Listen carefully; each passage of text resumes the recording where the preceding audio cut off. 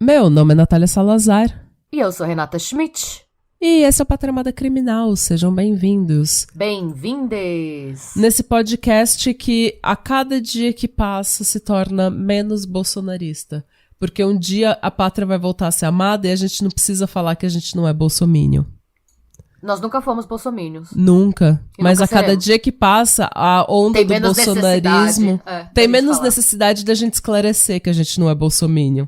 Nossa, eu espero que algum dia a gente só encare os últimos 4 anos como um grande surto coletivo. É. O que foi, né? A lição que a gente vai tirar do governo Bolsonaro é que a gente nunca pode misturar cloroquina com Viagra, que dá paranoia, psicose, várias coisas aí. Você sai andando pendurado no caminhão, você sai chorando em praça pública, marchando que nem um Pato Donald em praça pública. Eu acho que o Bolsonaro é o nosso Nero. É. Que Eu o espero. Nero tá pro Império Romano como o Bolsonaro tá pro Brasil. O que vocês acham? Vocês concordam? Ele é nosso Nerso. Ele é nosso... É que é o Nero brasileiro, é o Nerso, né? Ai, gente, Ai, sejam gente. bem-vindos ao podcast. Hoje nós temos um caso. Temos recados hoje? Não, só obrigada pelo apoio, gente, de sempre. Por nenhum motivo em particular, apenas por vocês serem vocês mesmos, que são os lindos. Exato. Muito obrigada pelo apoio de vocês, muito obrigada pelas mensagens de carinho que vocês mandam sempre, muito obrigada pelas artes de fãs que a gente tá recebendo e que a gente amou. Amamos fanart. Sim, e... enfim. Na verdade tem um recado. Ah, o quê? Desculpa, mas é super rapidinho. Gente, o caso da Cate Torres, tá todo mundo querendo que a gente faça uma atualização, a gente tá recebendo muita mensagem. A gente não vai soltar nada enquanto a causa da prisão não for divulgada por alguma fonte oficial. Exatamente. Porque por enquanto E assim, eu quero falar também uma coisa, vai. Porque eu fiz, enquanto a gente tava junto, enquanto eu tava passando férias na casa da Renata, eu fiz um vídeo falando que eu estava no hashtag cativeiro da Renata. E daí eu falei, eu vou fazer esse vídeo sem problemas, porque, afinal de contas, pelo que tudo indica, elas não estão sendo traficadas. E porque também a gente já tinha visto na internet que elas falaram que tinha sido tudo uma grande piada. E daí a gente levou na piada também. Agora, se elas foram presas, de repente elas estavam sendo traficadas ou elas estavam traficando alguém. Então, eu já tô pedindo desculpa pelo vídeo que eu fiz enquanto elas não estavam sendo traficadas. Porque, gente, essa Thor é um surto. Ninguém sabe o que tá acontecendo, tá? Então, eu espero que elas... até agora a única coisa que a gente sabe é que elas foram pegas no Maine tentando atravessar pro Canadá. E a polícia de fronteira prendeu as 3 e elas estão soltas sob fiança. Mas assim, a gente não tem detalhes de por que elas foram presas, nem por que elas estão querendo fugir pro Canadá. E então, enquanto a gente não tiver mais que isso, não vai sair nada. Quando a gente souber de alguma coisa, a gente faz. Exato. Mas eu acho que é interessante a gente esperar, antes de fazer esse caso, a gente esperar notícias que sejam de fontes que não sejam só elas. Porque o que elas estão falando é uma Thor... Não, eu tô esperando o Itamaraty falar, que o Itamaraty não se pronunciou ainda. Eu não quero saber o que elas têm pra falar, porque não vai fazer sentido. Não. Vai ser citado, mas não vai ser usado, tipo, sabe? Eu sugiro que relevem.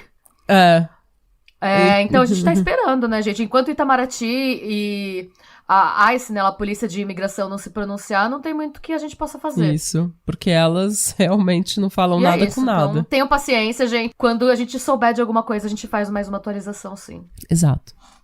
E hoje nós temos uma atualização de um caso, correto? Sim, então, hoje, na verdade, é um caso que eu acompanho tem muito tempo. Assim, quando eu comecei a ouvir mais True Crime, quando eu mudei pra Irlanda, né, eu comecei a ouvir mais True Crime, e aí eu conheci esse caso. Através quando eu escutava o Crime Junkie ainda. Eu escutei primeiro no Crime Junkie. Eu também. Foi lá que eu escutei primeiro esse caso. E a gente nunca fez sobre... Eu acho que no fundo... Primeiro que a gente nunca discutiu de fazer sobre, mas pra mim, pelo menos no fundo, eu sempre tive uma esperança que fosse ser resolvido. E parece que estamos caminhando pra isso. A gente sempre fala que a gente evita fazer caso mais mainstream, a não ser que a gente possa contribuir com informações e pontos de vista novos, né? E nesse momento é exatamente isso que a gente tem. Eu acredito que o que a gente vai trazer hoje ainda não foi trazido por nenhum outro podcast em português. Mas posso estar errada também. Vai saber até segunda se alguém já não vai soltar ou se alguém já não fez. Todas as minhas fontes são gringas e eu realmente não fiquei sabendo de ninguém fazendo, então talvez sejamos pioneiras. Vamos ver. Minhas fontes são a CNN, a CBS News, a Wikipedia. Ajudem a Wikipedia. Eu dou pra... Por favor, doem para a Wikipedia, o gente. Denver Post, o site da revista People, os podcasts Crime Junkie e True Crime Garage e o canal do YouTube Dreading. E o caso é o famoso caso dos Delphi Murders. Também conhecido como os assassinatos do Snapchat. Também conhecido como os assassinatos de Libby German e Abby Williams. Vamos lá, gente. Prepara que hoje tem reviravolta. Hoje nada é o que parece. Tem furdunço, tem mistério, tem internet. Tem até Catfish vai entrar nessa história. Então se preparem pra uma longa jornada, cheia de curvas. Primeiro, eu decidi dividir esse caso. Como ele, gente, é muito complexo, tem muita informação. Então, eu dividi ele em blocos, em tópicos. E a primeira parte é uma coisa que eu quero falar e que eu acho que eu vi muito pouco na mídia. Eu quero falar das vítimas, da Libby German e da Abby Williams. A Libby, quando tudo aconteceu, em 2017, ela tinha 14 anos e a Abby tinha 13. Elas eram melhores amigas, elas faziam tudo juntas. Essas amizades, não sei, eu fico até meio emocionada. Eu acho tão bonito ter amigos assim, sabe? A Libby, ela era mais extrovertida. E, normalmente, ela tomava as dores da Abby. Então, às vezes, se alguém fizesse alguma piada que a Abby não gostasse, ou fosse grosso com ela, a Libby entrava na frente e colocava a pessoa no lugar dela. Gosto. Ainda assim, mesmo tendo esse perfil um pouco mais combativo, a Libby era considerada também extremamente doce pela família e pelos amigos. E extremamente talentosa. E ela adorava cozinhar. Ela falou que ela era uma excelente padeira. A avó dela comentou, inclusive, que quase todos os dias ela voltava, quando ela chegava da escola, ela fazia cookies de chocolate para os amigos que estivessem perto e para os pais e ia fazer lição. Então ela cozinhava para eles, deixava os cookies e ia estudar. Gente, quem que é essa menina? Eu achei isso tão fofo. E, além a coisa disso, mais fofa da face da Terra. Ela era uma pessoa extremamente curiosa e ela era obcecada por entender como que o mundo funcionava. Tanto que com 14 anos, naquele ano mesmo, ela chegou a frequentar alguns cursos de ciências como ouvinte na Purdue University. Mas não era só de ciência que ela gostava. Os pais dela falam que ela estava naquela fase que toda semana ela tinha ideia de uma carreira nova. Então, às vezes ela falava que ela queria ser padeira, às vezes ela falava que ela queria ser fotógrafa, ela já chegou a falar que ela queria ser professora de ensino médio e perita criminal. Eu ainda tô nessa fase. Eu ainda não tenho ideia do que eu quero fazer com a minha vida. Então eu entendo bem como é essa fase. E era essa curiosidade, a intensidade dela, que faziam com que a família dela, que já era muito unida, ela era meio que a cola que deixava a família ainda mais unida. E ao mesmo tempo a família tinha muita certeza que, por ela ser como ela ia ser muito bem sucedida no que quer que ela fizesse. Porque ela era essa pessoa intensa. A Abby era mais nova, né? Ela tinha 13 anos. Ela era considerada amiga tímida, mas ela era igualmente curiosa. Ela era apaixonada por música e fotografia. E ela vivia tirando foto de tudo, assim, com ângulos diferentes, pra mostrar pra mãe dela, porque a mãe dela é fotógrafa profissional. E ela também se interessava por participar de trabalho voluntário. Ela tricotava toucas e chapéus de bebê pra serem doados pra famílias em situação de vulnerabilidade social. Gente, essas meninas eram 13 e 14 anos. Fantásticas. Elas eram tão próximas que algumas vezes na semana, né, a escola mandava comunicado avisando que algumas aulas iam ser canceladas. Às vezes por conta de neve, às vezes por conta de janela na programação. Quando isso acontecia, tipo, quando chegava o e-mail pros pais, não vai ter aula amanhã, as famílias já sabiam que a Abby ia dormir na casa da Libby e as duas iam passar o dia seguinte juntas. Ai, meu Deus. Sempre, era normal já. Quando chegava o e-mail, a mãe já colocava um prato a mais na mesa, sabe? A mãe da Libby. Ai. E foi exatamente isso que aconteceu na noite do dia 12 pro dia 13 de fevereiro de 2017. Foi uma noite normal, elas passaram a tarde e a noite pintando, elas gostavam muito de desenhar e pintar, e assistindo TV com a família da Libby. No dia seguinte, o pai da Libby fez café da manhã pra todo mundo, com panquecas. E aí elas comeram, todo mundo comeu, e elas começaram a programar o dia. O plano original delas seria de fazer algumas trilhas. Delphi, gente, é uma cidade indiana muito pequenininha. O que tem pra fazer lá é ir pro meio do mato, ou pra sair pro rolê você tem que ir pra cidades vizinhas. Uhum. Então, elas tinham 13, 14 anos e ir pro meio do mato. Então, elas queriam fazer umas trilhas e tirar algumas fotos delas nas trilhas. Inicialmente, era pra Kelsey, a irmã mais velha da Libby, ir com elas, né? Mas a Kelsey não podia ir, porque, primeiro, como ela era mais velha, ela tava com acho que 16 ou 17 anos, ela já trabalhava. Então, e ela tinha alguma coisa, ela não abre o que era, mas ela tinha alguns compromissos com o namorado. Uhum. Ela falou, não dá pra eu ir com vocês, eu trabalho no começo da tarde, eu tenho que fazer umas coisas com o meu namorado, mas eu deixo vocês lá. Onde vocês querem ir? E elas queriam ir na Mononhite Bridge Trail, perto da 1 da tarde. Ela falou, perfeito, eu deixo vocês lá no caminho pro trabalho. E o pai, né, o pai da Libby e da Kelsey, buscaria elas 3h30. Então elas iam ter 2h30 pra fazer foto. Pra onde é que elas foram, né? Esse lugar, eu acho que todo mundo que acompanha esse caso, só de eu falar você vai saber onde é. Dá pra uma imagem mental. A Mononhite Bridge Trail, ela é uma ferrovia desativada, extremamente antiga, que ela era muito utilizada, ainda é, né? Mas era mais utilizada por todo mundo pra tirar foto, porque é extremamente instagramável. Uhum.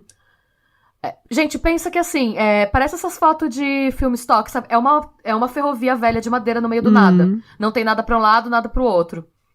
É só a ferrovia e em volta você vê floresta, montanhas. Aquelas fotos que todo mundo tem no Pinterest. Sim, exato. E... Pinterest, eu abrasileirei total a pronúncia. O Pinterest. O Pinterest, o Pinterest, gente. O Pinterest. Essas fotos Tumblr, né? É. A pessoa sentada de perna cruzada no trilho do trem, de costas. Isso, né? com um moletom oversized, Sim. assim. E, assim, gente, como os trilhos são muito velhos e não tem nenhum tipo de parapeito, essa trilha foi desativada, tem vários avisos, é proibido você andar lá. Ainda assim, a cidade inteira andava lá. Claro. E tudo aconteceu como combinado. A irmã da Libby deixou elas lá, elas foram tirar foto. Até aí, tudo certo.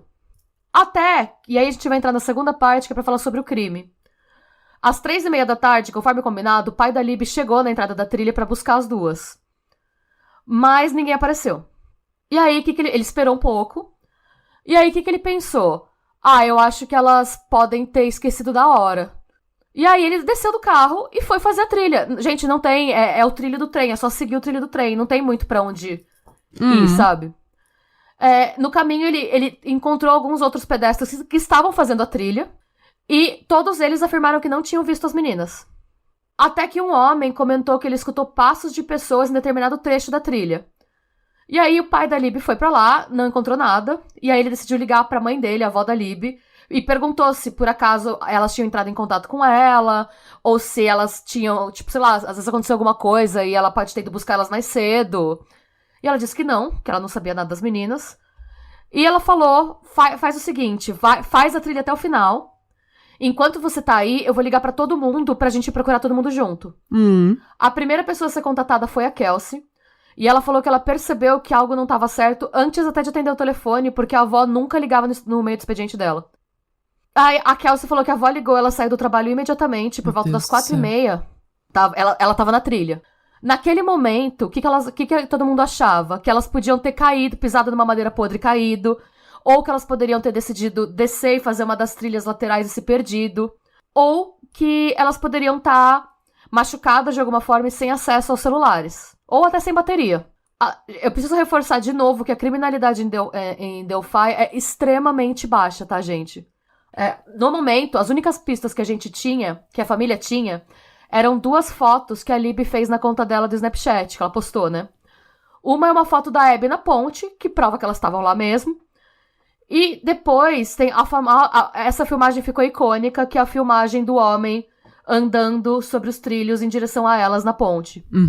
Era isso que as pessoas tinham, e assim, gente, demorou muito até pra isso ser divulgado fora da família, tá? Pela polícia, como a gente vai ver mais pra frente. As horas foram passando, elas não apareceram, a família já tinha feito a trilha inteira diversas vezes, e o que deixou eles mais preocupados é que eles gritavam e não tinham nenhuma resposta. Que se elas estivessem machucadas...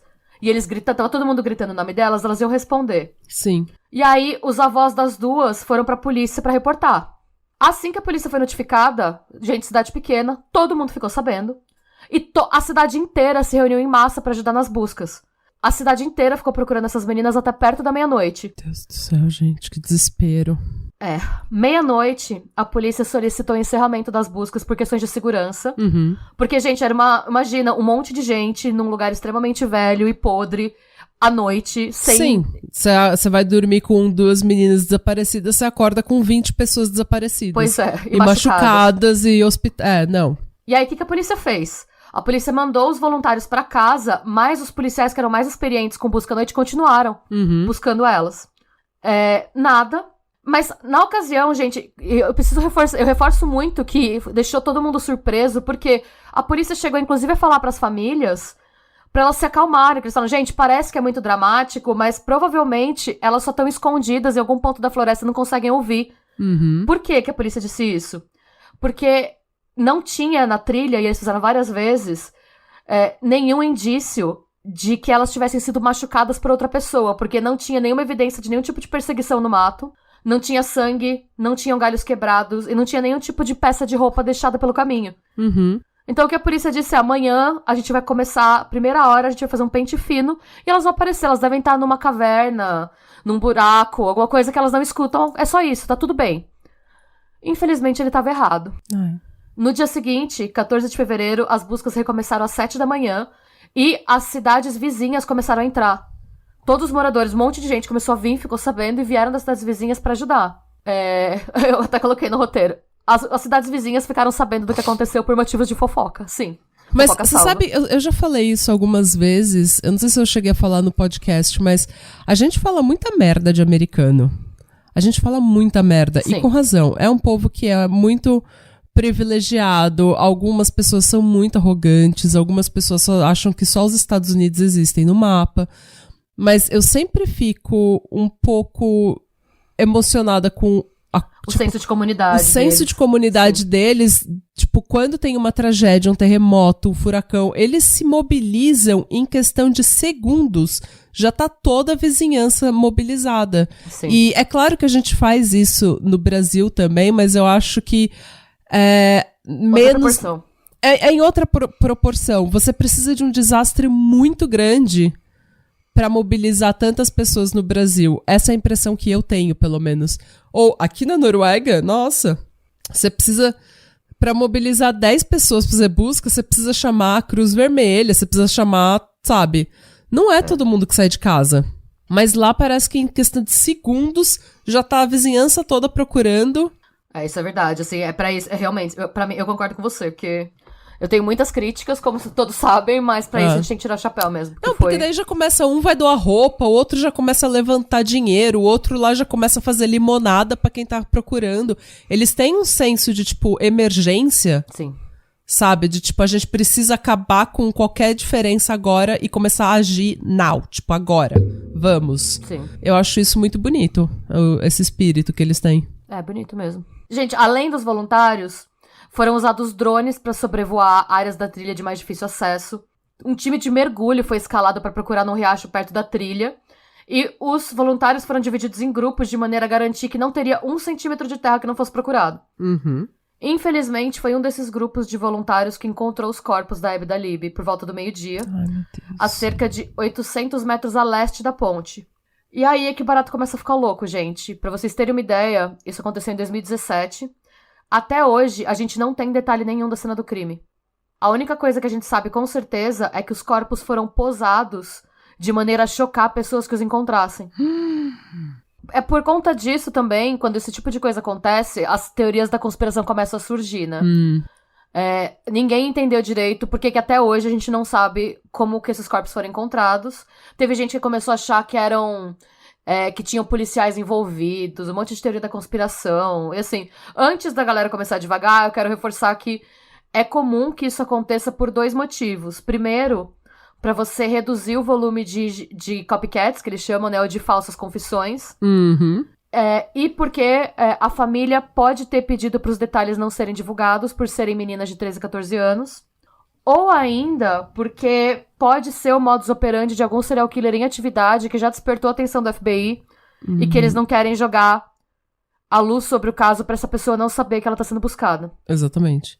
Quando a polícia não libera coisa, normalmente é porque eles não querem avacalhar a investigação. Sim. Principalmente se é uma cidade pequena em que a polícia não tem experiência com esse tipo de crime, porque é uma cidade que tem uma criminalidade baixa, eles imediatamente já estão overwhelmed. Então eles falaram, eles foram espertos, o que não é uma coisa que muita polícia faz, eles foram espertos e falaram, gente, vamos colocar um gag order nisso daqui, porque a gente tá muito acima do nosso nível de conhecimento e expertise, então a gente precisa de ajuda. E daí provavelmente eles contactaram o FBI ou alguém, uma agência maior, e eles falaram, não libera nada do caso, porque a gente precisa controlar o que sai, até porque só o assassino vai saber e vai poder te falar algum detalhe. Até hoje, gente, eu vou falar hoje vai sair dia 7, né? Até dia 7 de novembro de 2022, a gente não tem a causa das mortes ainda, tá? Mas teve um podcast, eu até esqueci de citar ele nas minhas fontes, o nome do podcast é Murder Sheet. Ele teve acesso a alguns documentos da corte que foram divulgados. A gente sabe que a Abby e a Libby perderam muito sangue durante o confronto. É uma quantidade de sangue suficiente para que o assassino tenha ficado com muito sangue nas roupas. E uma das peças de roupa de uma das meninas foi levada pelo assassino como souvenir. E essa peça de roupa foi levada depois que a menina já tinha sido morta e posada. Meu Deus. E aí eu quero reforçar que essas meninas, elas lutaram que nem soldado, tá, gente? Porque ficou até arrepiada. Porque a polícia fala que se uma delas quisesse sobreviver, ela poderia ter abandonado a outra. E sobrevivido e contado o que aconteceu. Mas nenhuma quis abandonar a outra nesse momento. Elas morreram juntas porque uma não deixaria a outra pra trás. Então, assim, Ai, gente. E aí a gente vem, né, sei lá, coisas pra se pensar, né? Eu fico... Mais um dos motivos pelos quais esse caso me deixa emocionado, assim. Eu não tô chorando, você tá chorando. O homem que encontrou os corpos do grupo, né, quem deu o alerta, né, a pessoa que gritou, que viu, ele ficou extremamente traumatizado, mas, como esse caso chamou muita atenção, ele ainda sofreu assédio por parte da internet. A internet começou a ficar obcecada com o caso, e começaram a, tipo, sem nenhum motivo, sem nenhuma evidência, acusar o cara. Como que você achou? Eu achei porque eu estava no grupo de busca. Então, teve esse aspecto do caso que foi muito triste, porque os detetives de internet, assim, começaram a acusar a família, começaram a acusar por nada, só porque eles estavam obcecados com o caso. Então... Porque você precisa fill the gap, você precisa... O cérebro não aceita que você não tem uma informação, então você vai colocar a informação que você sabe, a informação que você tem disponível. Ela tinha uma família, pronto, foi a família. E era uma família que até hoje é extremamente unida, tá, gente? A Kelsey, inclusive, hoje... Ela é uma ativista de direitos de vítimas e casos não resolvidos. Ela, obviamente, já tinha mudado a vida dela pra sempre, mas orientou, inclusive, a carreira dela, quem ela é, assim, o que ela faz com o tempo que ela tem nesse mundo, sabe? Então, é só pra gente refletir, pra gente não ficar acusando gente. É exatamente por isso que eu reforço que a gente vai falar caso Cat Torres quando a gente tiver evidência. Não dá pra gente ficar falando coisa na nossa cabeça, é irresponsável. E agora a gente vai entrar em um outro bloco, que é os suspeitos. Ok. E, gente, tem muita... Reviravoltas, prepara os corações. No dia 17 de julho de 2017, 5 meses depois dos assassinatos, a polícia liberou um retrato falado do suspeito, com base no vídeo e nos depoimentos de algumas pessoas que estavam na ponte naquele mesmo horário. E foi só aí, 5 meses depois... que eles divulgaram pela primeira vez alguns trechos só do vídeo e do áudio que a Libby fez pelo celular. Até hoje a gente não tem acesso ao vídeo inteiro, tá? Ok. E aí a gente, né, Esse depois é o vídeo que tem o homem? É o que ele fala down the hill. Ok. A gente vai colocar tudo os retratos falados, vai tudo pras nossas redes sociais, gente, vocês podem conferir lá. O suspeito número 1 era um homem chamado Ron Logan, que morava em Delphi. Por que ele era considerado suspeito? Primeiro, os corpos foram encontrados na propriedade dele, nas terras dele. Ele tinha, quando o crime aconteceu, ele tinha 77 anos, mas ele era forte, ele trabalhava na fazenda. E depois que os crimes aconteceram, 2 ex-namoradas dele foram pra polícia informar que ele era extremamente violento e que ele já tinha ameaçado elas de morte várias vezes. Já chegou no ponto delas falarem pra parentes e amigos que se elas sumissem, a culpa era dele. Ok. Depois disso, além das 2 ex, 15 outros moradores da cidade deram depoimentos incriminando ele. 15. Além de tudo, 15. Além de tudo, a imagem dele era consistente com a imagem do homem que era visto nas câmeras. No dia 14 de fevereiro de 2022, que foi o dia em que os corpos foram achados, às 9h20 da manhã, o Logan, ele ligou para um primo dele, pedindo para esse primo mentir para a polícia caso fosse procurado, e afirmasse que teve com ele na véspera, entre as 14 e as 14h30, para levar ele de carro para uma loja de equipamento de aquário, em Lafayette. E era pro primo falar que ficou com ele lá até as 5. Ou seja, ele mentiu um álibi. O FBI chegou a revistar a casa do Ron, eles conseguiram mandado de busca e apreensão, e os dados apreendidos pelas torres de celular revelaram que ele estava na área entre a propriedade dele e a ponte entre os dias 13 e 14 de fevereiro. Entretanto, o Logan realmente foi na loja de aquário na data. Ele pôde comprovar, ele tinha recibo da loja, ele foi visto pela CCTV da loja, e os funcionários da loja confirmam que ele estava lá. Por que ele pediu pro primo falsificar o álibi? Porque ele foi sozinho pra loja e ele não tinha autorização pra dirigir. E dirigir sem autorização, ele tava, além de tudo, ele tava em liberdade condicional, por agressão, por outras coisas. E se ele fosse pego dirigindo sozinho, seria uma violação da liberdade condicional e ele podia voltar pra cadeia. Sobre as torres de celular, isso eu não sabia, mas na área de Delphi e Lafayette, a cobertura de torre de celular é mínima. Normalmente, gente, como é que é a triangulação por torre? Eles veem que torres estão transmitindo o sinal pro seu celular. Ok. E quando você tá numa cidade grande, você tá em São Paulo, tem muita torre, porque tem muita gente usando. Então, a precisão é muito grande, porque vai ter uma torre, tipo, a cada esquina. Se tô exagerando, obviamente, né? Em Delphi, como a cobertura é mínima, vamos supor que se você tá em São Paulo e você tá num quarteirão ou no outro, vai dar diferença na torre. Agora, em Delphi, que a cobertura é mínima, se você tá ou em Delphi ou em Lafayette, a mesma torre vai transmitir pingar, o sinal, porque a cobertura é baixa. Então, por conta disso, é possível que o Ron não tivesse nem na cidade. Entendi. Quando o crime aconteceu. Ele morreu esse ano, com 82 anos, e os investigadores já descartaram ele como suspeito. Ok. Basicamente, gente, ele era uma pessoa horrível, mas não foi ele que matou as meninas. Segundo suspeito que foi levantado, né? O nome dele é Daniel J. Nations. Era um desempregado que ele foi preso... Gente, desculpa, é que esse suspeito ele é meio engraçado, assim. Meio trágico, porém engraçado. Ele foi preso na região por ameaçar estranhos com um machado. Ok. E ele tem um grande histórico de exposição indecente que fez com que ele entrasse para a lista de criminosos sexuais dos Estados Unidos por conta de ocorrências em Indiana e na Carolina do Sul. Basicamente, era masturbação pública em restaurantes e provadores de loja. E como se não bastasse tudo isso, ele foi preso por dar um soco no nariz da esposa na frente dos filhos. Meu Deus. Ele morava mais ou menos 2 horas de carro de Delphi e ele falou que ele só ficou sabendo do caso quando já estava preso. Ele, inclusive, chegou a dar o DNA para ser testado e ele foi eliminado. O DNA dele não estava na cena do crime. Ele foi cogitado por ser uma pessoa violenta com um machado, por ter um histórico de criminoso sexual, basicamente. E aí, eu achei isso... Sei lá, avaliem. Ele falou que ele foi injustiçado porque ele não estava ameaçando pessoas com o machado. Ele estava ameaçando pessoas com as mãos enquanto segurava o machado. É sério, esse foi o argumento dele. A gente tem que rir, né? Veja bem. E ele teve a pachorra de falar que esse caso destruiu a vida dele. Porque desculpa. Ele foi injustamente acusado.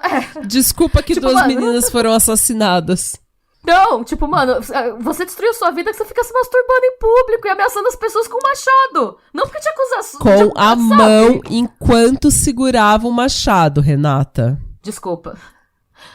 Enfim, ele falou que ele era tão vítima quanto as meninas. Ele falou isso, eu sou tão vítima quanto elas, vítima de uma injustiça. Eu sou tão vítima quanto elas. Sério? Ai, sério. meu. Basicamente, ele foi condenado a 3 anos de liberdade condicional supervisionada. E, mais uma vez, ele só é uma pessoa horrível, mas não está envolvido nesse crime. E aí, gente, por alguns anos, não teve nenhum desdobramento do caso. Sempre que qualquer pessoa fizesse qualquer coisa na região de Delphi, eles iam avaliar. E a pessoa, tipo, qualquer coisa errada que você fizesse ali, vai ver que é ele. Não era. Aconteceu isso várias vezes. A primeira repercussão séria que a gente tem depois da prisão do Nations foi em 27 de abril de 2019, ou seja, 2 anos depois do crime. E aí a gente tem que falar que a polícia às vezes caga no maiô também, né? Por quê? A polícia fez um novo pronunciamento, e esse foi o episódio de Crime Junkie que eu e você assistimos. A polícia falou que era pra todo mundo desconsiderar o primeiro retrato falado, Porque ele foi falso. E fez um outro retrato falado que a gente vai postar, não tem nada a ver com o primeiro, gente. Por que que esse retrato falado foi cagado? Porque eles divulgaram coisa que eles não podiam divulgar. Na verdade, não. Então, o retrato falado, o primeiro, foi feito, além de usar, né, a imagem borrada lá do vídeo do Snapchat, ele também usou o depoimento de uma pessoa que viu alguém na ponte, mas essa pessoa da ponte foi identificada depois e não era o assassino. Ok. Ou seja, era só a foto de um João caminhando na ponte e teve um monte de gente que foi acusada só pelo retrato falado, que estava falso. Até hoje, a gente não sabe por que isso aconteceu, por que a polícia errou assim. Ok. O que a gente sabe foi que nesse dia, né, quando a polícia chamou a conferência pra atualizar todo mundo do retrato falado, novo, o chefe de polícia fez um pronunciamento, que eu vou ler um trechinho pra vocês. Ao assassino, que pode estar nesse cômodo. Acreditamos que você está se escondendo em plena vista. Por mais de 2 anos, você nunca achou que iríamos mudar os rumos da investigação, mas mudamos. Nós provavelmente entrevistamos você, ou alguém próximo a você. Sabemos que pra você é sobre poder e controle, e você quer saber o que nós sabemos. E um dia você vai saber. Nossa pergunta pra você é: o que as pessoas próximas a você pensam sobre você ter assassinado brutalmente 2 garotinhas? 2 crianças? Apenas um covarde faria isso. Estamos confiantes de que você contou pra alguém o que você fez, ou pelo menos esse alguém sabe, porque os assassinatos mudaram você. Seguimos tentando entender o que leva uma pessoa a fazer isso com 2 crianças, e vamos conseguir. Soltaram essa. Gente, aí, mais 2 anos sem novidade. E agora a gente vai chegar na parte das informações bombásticas que eu acho que ninguém sabia ainda. Em 6 de dezembro de 2021, um homem chamado Keegan Anthony Klein foi preso.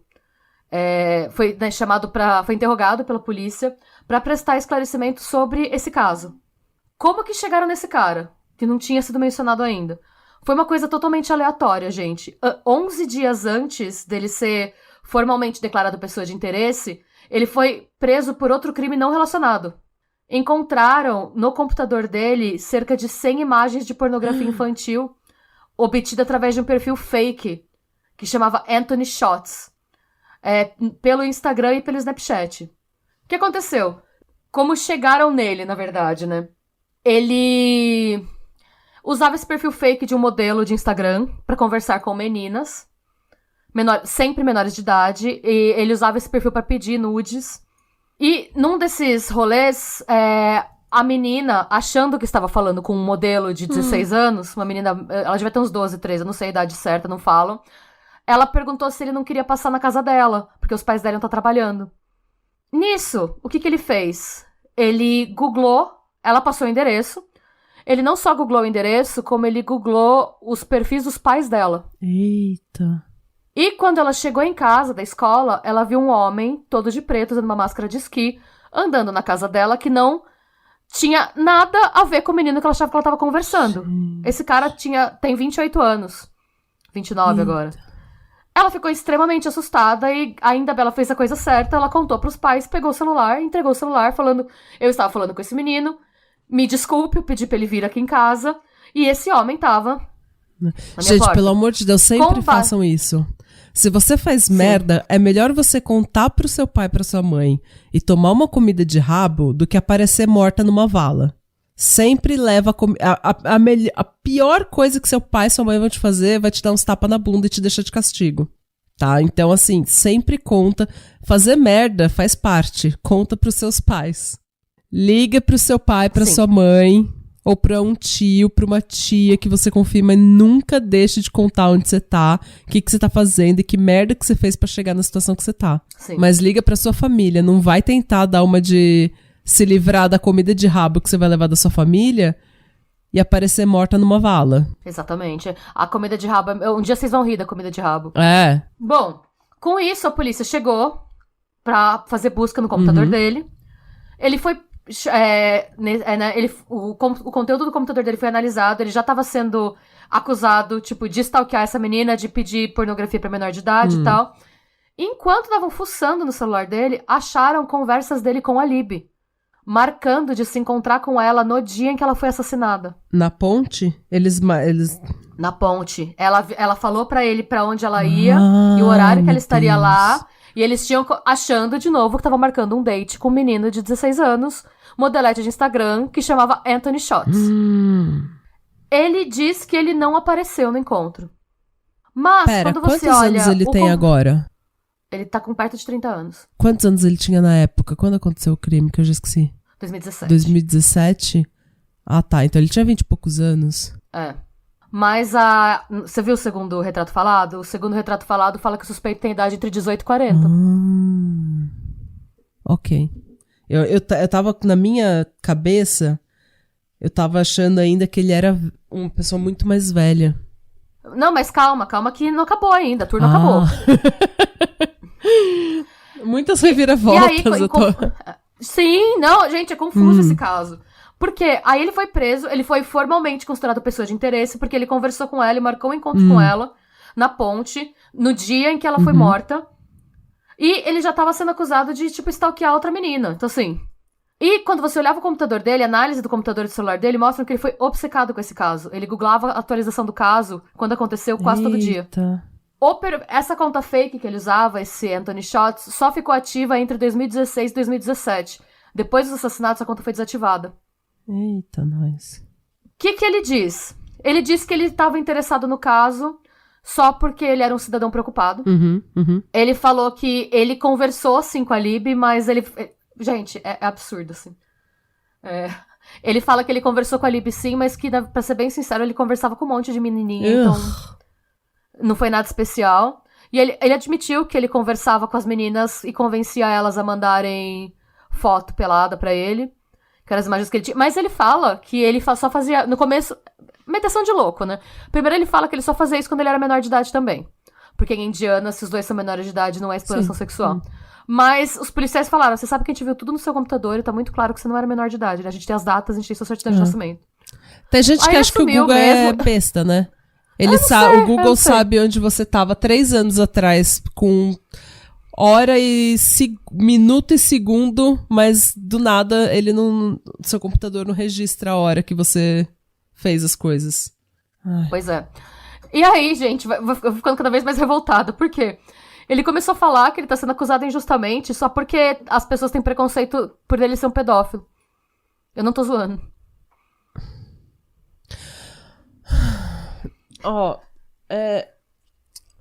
Eu não acredito que isso vai sair da minha boca. Que essa frase vai sair da minha boca. Mas tem gente que faz mimimi. Tem gente que tá indo longe demais. Puta que me pariu. Gente, a gente tem preconceito contra você porque você é um pedófilo, seu filho da puta.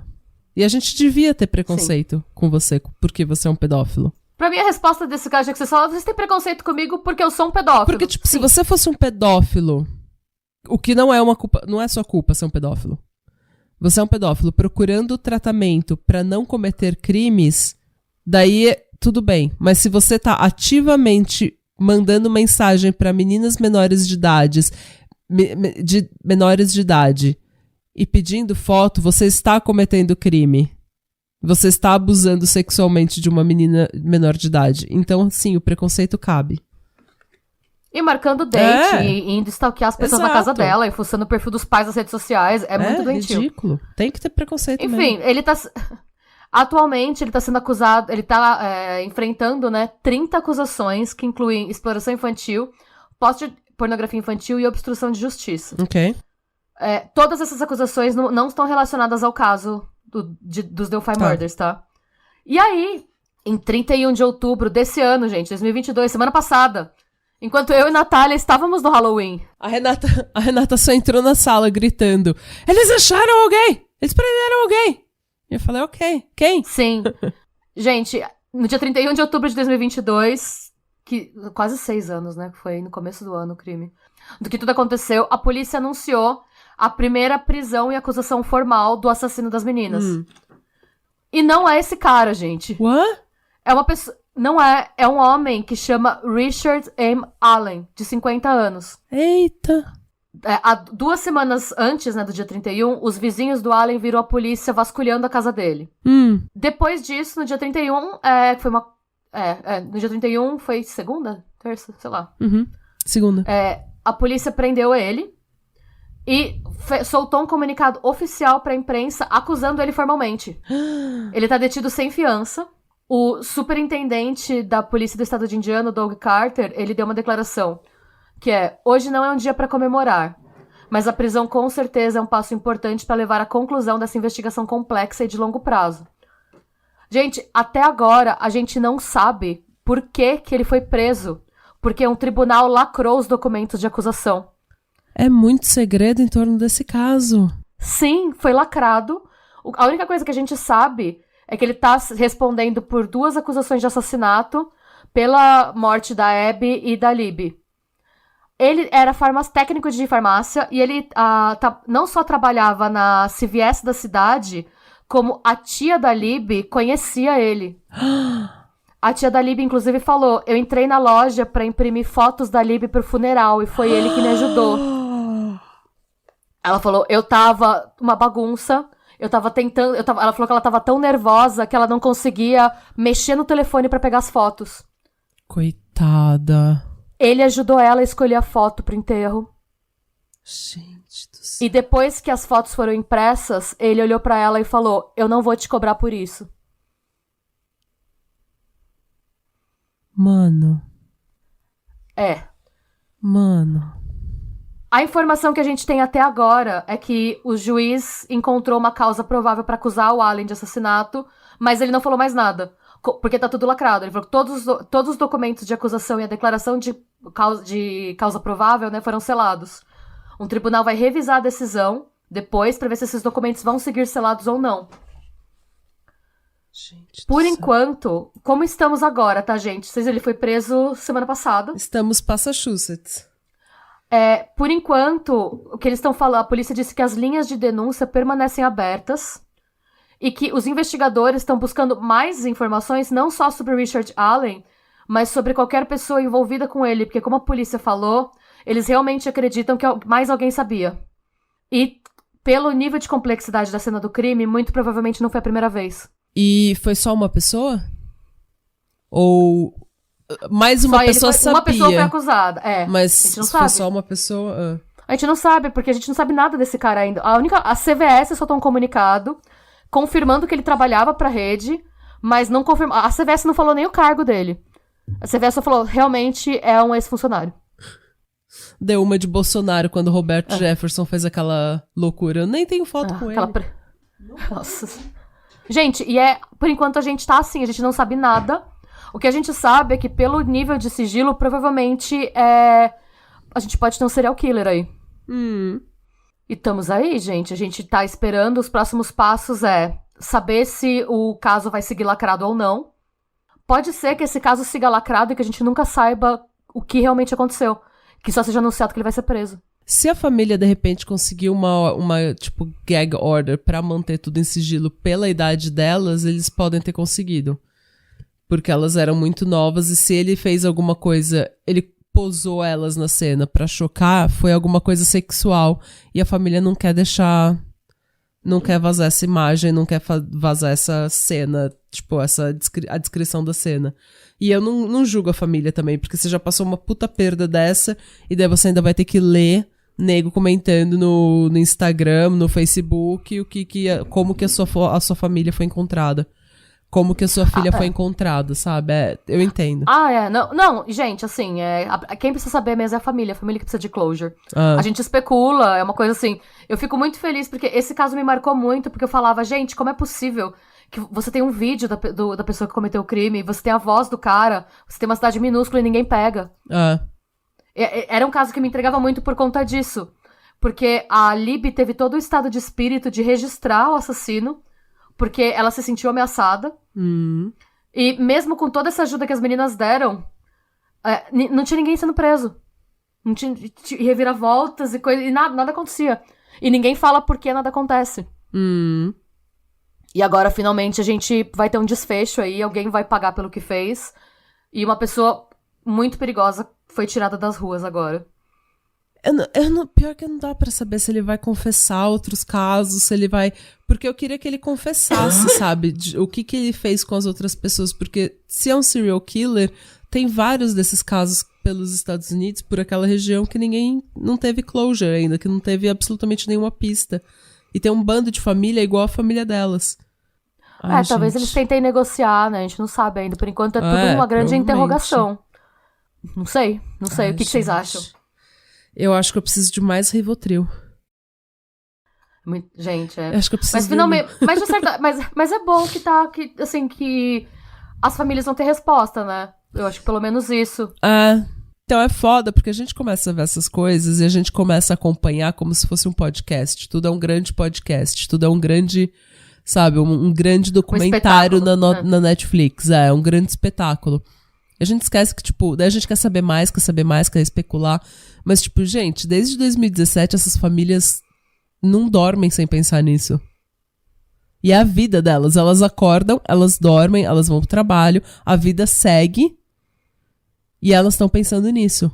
E elas não têm... assim, eu imagino, por exemplo, ano passado elas teriam se formado no colegial. E as famílias ficam tipo, nossa, era pra você ver os filhos dos seus amigos indo. Se formar. Fala, nossa, que pessoa ela teria se tornado, sabe? Será que ela já teria escolhido? Será que ela ia ser fotógrafa mesmo? Será que... eu acho que deve ser muito dolorido você ver tudo que foi roubado de você por uma pessoa demente. Acho que nem pra uma pessoa má, sabe? Não, ruim. Uma pessoa ruim. Deve ser muito dolorido, então... A Glória Pérez falou naquele Pacto Brutal, no documentário da HBO, ela falou que o mais doloroso, assim, o mais chocante, sei lá, eu não lembro qual que foi a palavra que ela usou, mas ela falou que foi no dia seguinte, depois dela ter ido na cena do crime reconhecer a filha dela, o Rio de Janeiro tava normal, tava todo mundo indo pro trabalho, tipo, a vida seguiu, a vida dela parou, e o mundo seguiu. É exatamente o que a mãe do Tim McLean fala, né? O caso do canibal do Greyhound Bus. Que o mundo que o mundo dela acabou, mas o resto do mundo não. Continua. E eu fico imaginando como é que é você acordar, dormir, todo mundo vivendo a vida tranquilamente normal, mesma coisa, vidinha de cidade do interior, e a sua vida completamente parada em 2017 porque você não sabe o que aconteceu com a sua filha. É muito triste. Ai, gente, e a gente espera que pelo menos esse conforto eles possam ter de saber o que aconteceu e saber que o responsável não vai machucar mais ninguém. E é isso, gente. Essa foi a história. Espero que vocês tenham gostado e entendido melhor. Tem muita reviravolta, tem muita informação. Muito provavelmente, se vocês olharem, vai ter mais umas 2 ou 3 pessoas que foram presas, mas é sempre assim. A pessoa fez qualquer coisa errada na cidade, ela é presa e investigada se ela tem relação com o caso. Teve muita gente que eu cortei do roteiro, porque não tinha nenhuma evidência contra a pessoa. Nada que colocasse ela no lugar e na cena. Então, eu pensei, gente, não faz sentido. Até porque deve ser um dos poucos casos... Deve ser um dos poucos casos que eles têm aberto dessa magnitude, que eles precisam, tipo, qualquer pessoa que passe pelo departamento, eles têm que investigar só pra... Só tirar da frente. Exatamente, só pra até fazer um database, sabe? Assim, uma coisa... E é isso. Seguimos tristes, mas teremos updates. Se sair mais alguma coisa de julgamento e tudo mais, a gente pode fazer mini episódios pra dar o update desse caso. Sim. O que você acha? Acho ótimo. Se vocês concordarem, jovens, falem pra gente, falem pras tias. Isso. É isso, gente. Sejam bons. Busquem conhecimentos.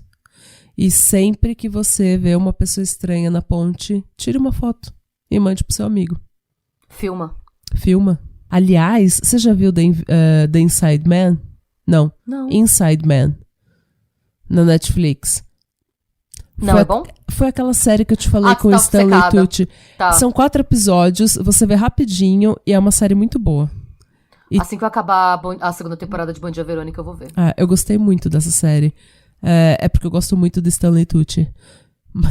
Mas eu achei essa série muito boa. E a mulher, ela filma também o que tá acontecendo com ela, e é por isso que eles conseguem achar ela. Então, vou ver. Vejam isso. E é isso, gente. Muito obrigada pelo seu apoio, pela sua paciência, pela sua suculência. Tenham uma ótima semana e tchau. Adeus para sempre. Não, até segunda que vem, gente. Tchau.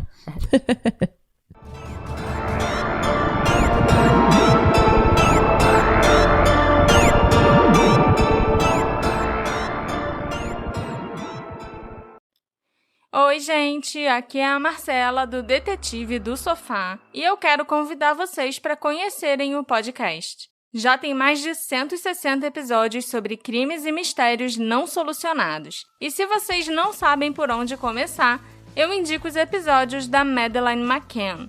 Eu vou contar muita coisa que vocês não sabem sobre o caso da pessoa desaparecida mais famosa da história. Então, não esqueçam de conferir o Detetive do Sofá.